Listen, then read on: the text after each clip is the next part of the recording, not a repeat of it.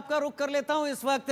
क्या हम उम्मीद करें रूस पलटवार करने की तैयारी में है? क्या हम उम्मीद करें, जैसा अभी हम लगातार बात भी कर रहे थे और मेजर जनरल माथुर इस बात को जानते हैं कि रूस एक ऐसी जगह पर, सिचुएशन पर खुद को ला रहा था जहां पर वो कई एक एग्रीमेंट्स पर जाकर ये चीज खत्म करना चाहता था, लेकिन क्या अब रूस और बड़ा पलटवार करेगा?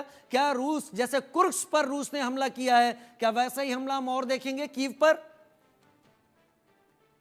जी, ये एक बहुत ही अहम टाइम पे आया है जब रूस तैयार हो रहा था एक तरीके से कि भाई बहुत टाइम के बाद कि चलो बातचीत की जाए, और इनके प्रिजनर एक्सचेंज प्रोग्राम के ऊपर भी बातचीत हो रही थी।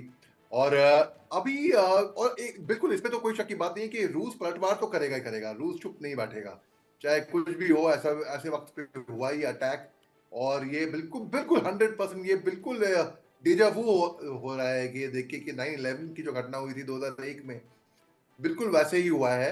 और बस फ़र्क ये है कि उस टाइम सुसाइड बॉम्बर्स का इस्तेमाल हुआ था, 4 जहाज़ थे, पेंटागन और ट्विन टावर, और यहाँ पे मगर यहाँ पर अलग हुआ है न्यूयॉर्क, वो ये अलग है बिल्कुल। मगर इसमें या तो बिल्कुल वही जिस तरीके से रेज़िडेंशियल बिल्डिंग गिर रही हैं, उनको खाली कराया गया है, उनको फिर वार्म क्लोथिंग, उनको बंदों जो भी हुए हैं, इनिशियल रिपोर्टिंग के मुताबिक कोई फेटल कैजुअल्टी तो नहीं हुई जी। है, कोई घटना अब तक खबर हमें आई नहीं है। लेकिन एक और चीज़ गौर करने वाली बात है कि ये जो अटैक्स हुए हैं, ये 50-50 मिनट के अंतर्गत हुए हैं, हम्म। 50-50 मिनट के इंटरवल में हुए हैं। और एक एक आग निकल कर आई थी एक बिल्डिंग में से इमीडिएटली इस इंसिडेंट के बाद। तो यानी कि बिल्कुल प्लान अटैक था ये पेनिट्रेट करके अगर ये यूक्रेन ने किया होगा, जो मोस्ट लाइकली है, तो मतलब कम से कम ये 1000 किलोमीटर तो और अंदर आ चुके हैं। 1000 किलोमीटर बहुत लंबा डिस्टेंस होता है। हम्म। 1000 किलोमीटर पेनिट्रेट करना, ये भी नहीं कि 1 किलोमीटर या 2 किलोमीटर आगे हो, 1000 किलोमीटर अंदर पेनिट्रेट करना, इससे जोग्राफिकली ये दर्शा रहा है कि ये, जी हाँ, रूस के लिए चिंताजनक बात जरूर है। मगर उसके बावजूद भी रूस 100% मुझे लग रहा है कि इसके बाद चुप नहीं बैठेगा, एक पलटवार जरूर करेगा इसके ऊपर। पलटवार करेगा रूस, कुर्स्क पर हमला किया है।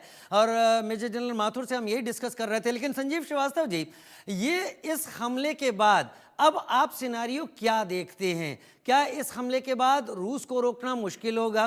क्या इस हमले के बाद एक बार फिर से खाइयां बढ़ेंगी, जैसे पॉकेट्स तैयार होने लगे थे, रूस, चाइना, नॉर्थ कोरिया, ये कई देश अलग हो रहे थे, इसमें ईरान भी आ गया था, क्या अब पॉकेट्स तैयार होने वाले हैं? खैर, मैं आपके पास आऊंगा।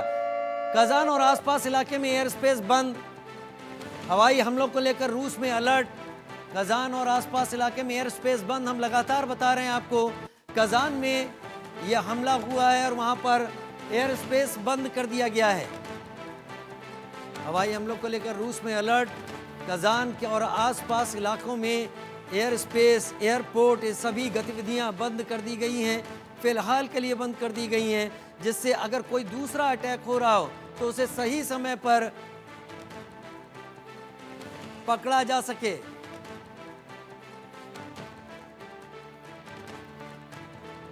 संजीव जी, कजान पर हमला करना, और उसके साथ साथ मैं इस बात को यहां पर रखूंगा, जो रूस में ये ओसामा टाइप अटैक हुआ है, कजान पर हमला करने का मकसद क्या है? यहीं पर ब्रिक्स सम्मेलन हुआ था।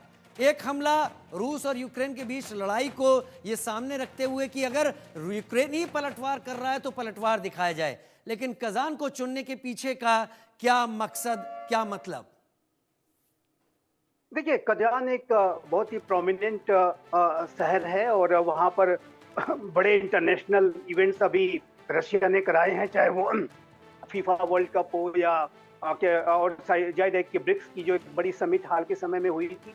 और इस शहर को टारगेट करके जाहिर है कि यूक्रेन ने ये जो मैसेज है अटैक का और अपनी पोजीशन ऑफ स्ट्रेंथ को, अपनी डिफेंस कैपेबिलिटीज को दर्शाने का जो तरीका है, उसको एक प्रोमिनेंट जगह को हिट करके चुना है। और ये मैसेज पूरे विश्व में गया है, विशेष रूप से ये मैसेज अमेरिका में भी गया है और डोनाल्ड ट्रंप भी इसको वॉच कर रहे होंगे।